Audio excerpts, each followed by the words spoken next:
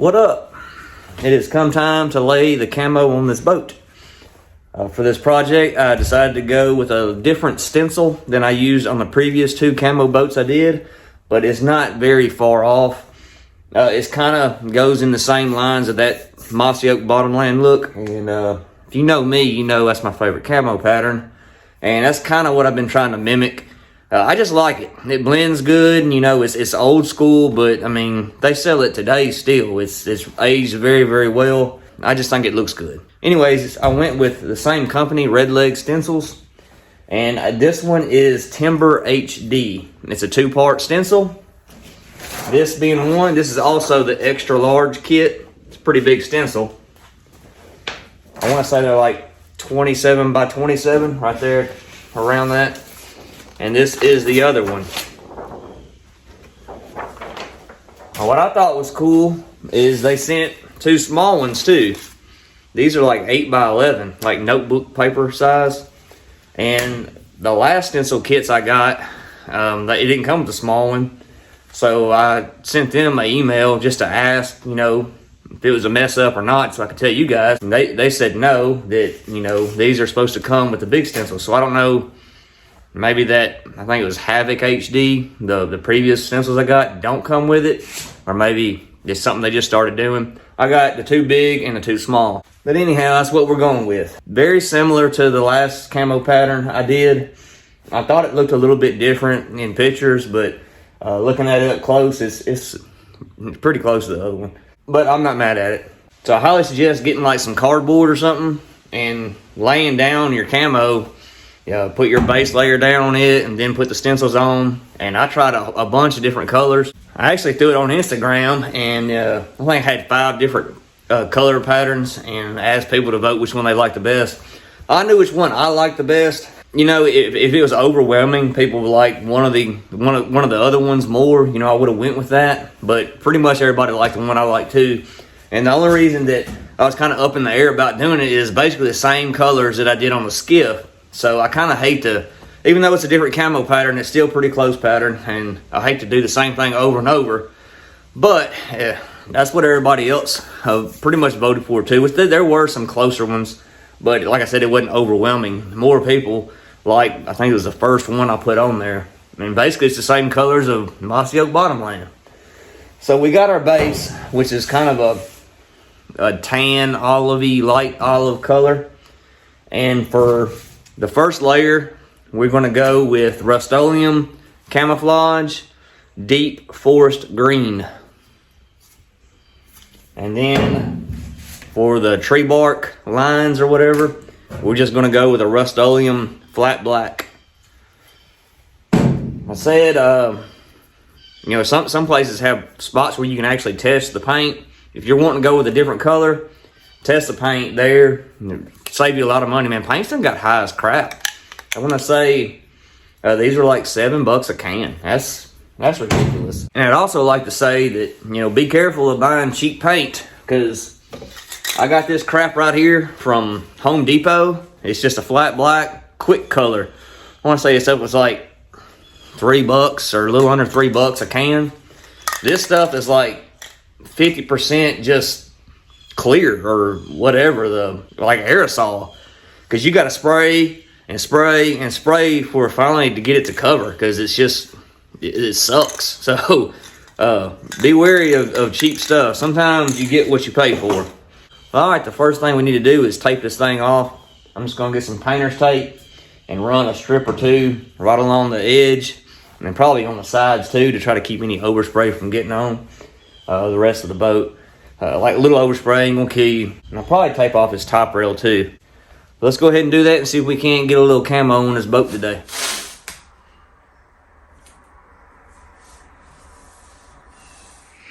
Alright, like I said earlier, if you're just laying this camo pattern on something flat, you really don't have too much of an issue.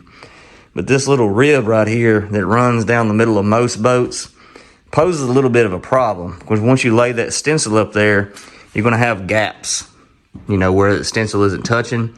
There's really no great way of holding both sides at the same time without getting your stencil all moved off. So what I'm gonna do is do this top run first, And then I got it taped off right here, the bottom of this edge. Then once I'm done with this fully, I'll take my tape off and then re-tape it to where the tape is right here. That way, if you have any that's overlapping, that's gonna be the bottom of the boat. You won't be able to see any kind of ugly seams or whatever in the paint.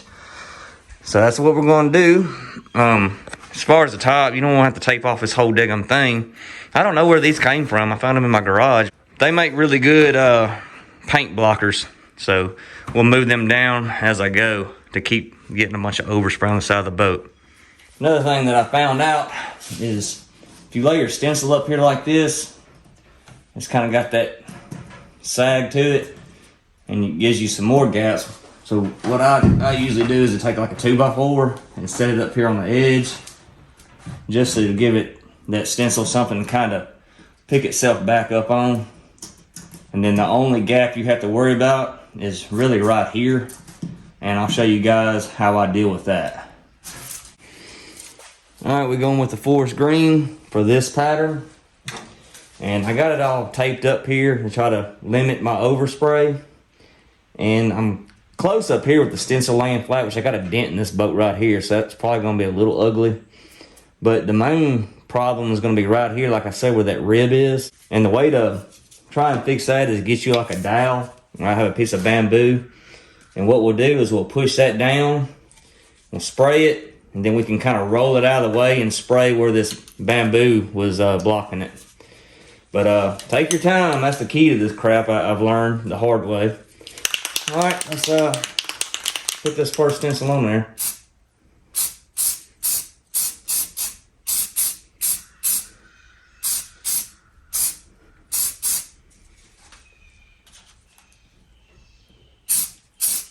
Damn.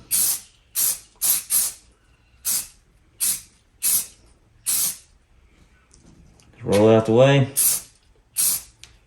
There you go. Now you can take your stencil off, see what we got. That ain't too bad. It's got a little bit of fogginess to it. I said that we got a whole nother stencil that's going to cover a lot of that up. Now it's best to go ahead and let your stencil dry before you try to use it again. That's going to be the downfall of using these small stencils. Now before, when I cut them in half, I was just using, I had like 3 different stencils and I could just really run with it all the way down the boat. When doing it this way, it's going to be a lot slower. One thing you can do, which is probably what I will do, is on the next run, I'll just turn it upside down. That'll kind of give you a little bit different of a pattern, and just do that all the way down. We'll see if that works. If it don't work, we'll try to figure out something on that big stencil. I said that's got a little bit of ghosting right here. From that, there's a dent right here in that boat that kind of kicked it out. But the rest of this ought to be fairly clean, I hope. So let's get to painting.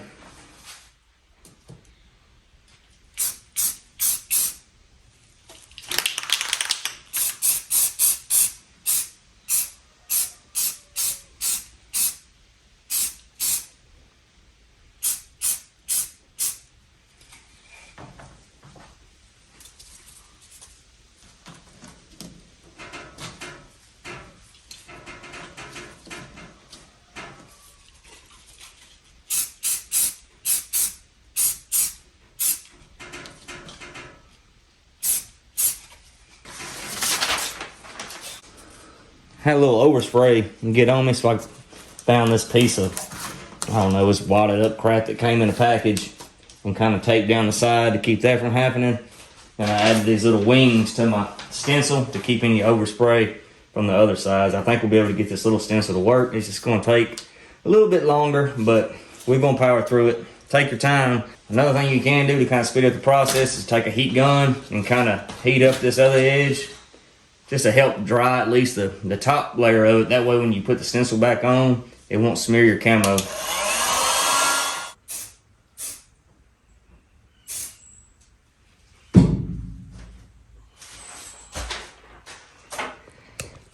Alright, so we got that whole bottom run done in the green. Now it's time to do the black. We'll be doing the same concept. Just laying up there and spraying it, using a little piece of bamboo to get it tight. And I didn't show this, but I ended up cheating with this. and I use the bigger stencil, which is laying in the sun right now, helping it dry. But basically the same thing. I'll show it on this one. It's just a little bit harder to deal with because it's just a longer run to try to keep tight. But let's go ahead and knock this out. All right, for the stripes, we're going with Rust-Oleum, just flat black.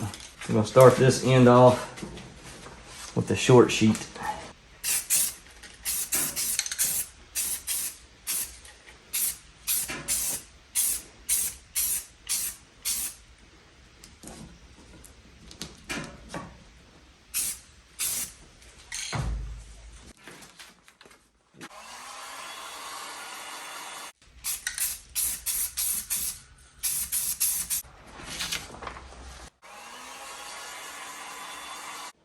All right, for the bigger sheets, of course you can get down a lot further.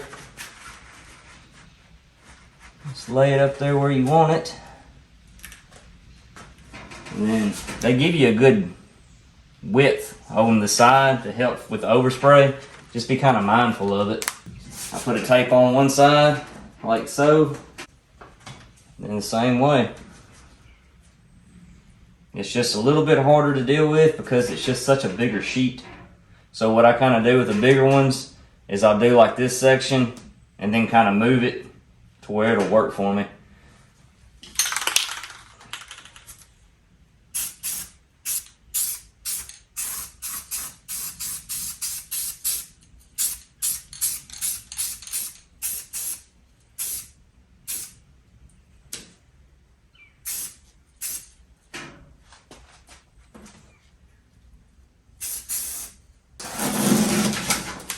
I mean, it messed up a little bit and got foggy right here because the stencil moved on me, but that don't look that bad. Now with this one, what I'll do is I'll turn it upside down and use it on the next run. Really, probably be fine just using the same one. It's such a scattered out pattern, it wouldn't look like the same. But I don't like oversaturating parts of my stencil because they'll get thick on you and it's harder to deal with. Let's go ahead and knock the rest of this out.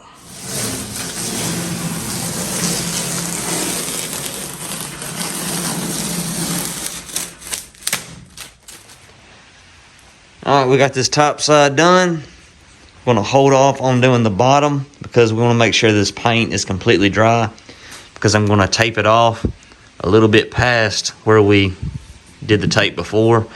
That way if we have any kind of lines, you know, that's going to overlap, it won't be visible because this is the bottom of the boat. So we'll do that tomorrow, and we'll go ahead and jump on the top section of the other side of the boat for today. Knock it out, then we'll come back on this tomorrow. Alright, so I kind of reversed my tape. As you see, I kind of went up a little bit, you know, behind the camo, so it'll overlap a hair. And got it taped off, and I'm using this sheet that I was using, you know, down here to help with the overspray on top of the boat. Basically going to do the same thing we did earlier. The only advantage we have now is we have this lip right here that we can lay the camo stencils on. But this is going to be the part that everybody sees, so I'm going to try to make this one look as good as we can. It's not going to be perfect. That's one thing you got to realize going into painting these camo boats. I've learned that. It's not going to look perfect, but I can show y'all my boat out there, factory camo on my G3 boat, and it looks worse than that. So don't beat yourself up if it don't look great. I did that for a couple boat builds, and I just learned, you know, it's not going to look perfect. I mean, that looks good. Like I said, it looks better than my $15,000 boat. So, you know, $3,000 John boat, this is going to look great. All right, let's get to spraying this section right here. Quick thing about these stencils, when you spray a lot of paint on them, the paint builds up and it makes them stiff, less pliable. And we need them to be pliable as we can to make that little curve right there. But it's pretty easy to get the paint off. You just bend it and the paint will flake off. Obviously you need to do this when the paint's dry, but I'm gonna go ahead and do this on those stencils before I do this run. So just a quick tip, this paint's pretty easy to get off. It's just kind of a pain in the butt, but it'll help us out in the long run.